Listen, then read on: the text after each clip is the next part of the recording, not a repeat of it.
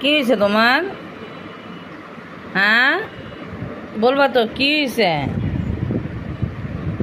ওর এই পাটা, এই যে দেখি দেখি দেখি দেখি দেখি, এই যে দেখি, দেখি দেখি পাটা, দেখো দেখো বাবু, এই যে দেখুন পাটা কুকুরে কামড় দিয়া নিয়ে গেছিল। এখন তো আল্লাহর রহমতে অনেক সুস্থ। পায়ে পচন ধইরা পোকা ধরছিল। ও 4 মাস আগে হারায়া গেছিল। ল্যাঞ্জারও কুকুরে কামড় দিয়ে নিয়ে গেছিলো। এই 4 মাস পরে যাই হোক এক বড় ভাইয়ের মাধ্যমে পাইছি। ওরা অনেক ওষুধপত্র দিয়া পাটা অপারেশন করে আল্লাহর রহমতে এখন পা আল্লাহর রহমতে অনেকটাই ভালো। কিন্তু দিনে দিনে অ্যাবনর্মালের মতো করে, বুঝছেন, একটা প্রতিবন্ধী শিশুদের মতো করে। এরকম আগে ছিল না, এখন ইদানিং করে।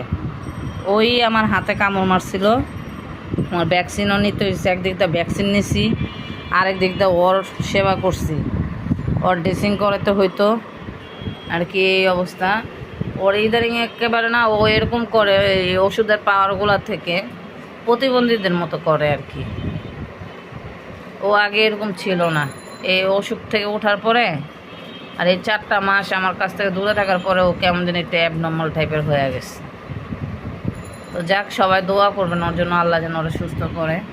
বোমা প্রাণী বাঁচানোর মালিক তো আল্লাহ, কিন্তু আমি অনেক চেষ্টা করছি।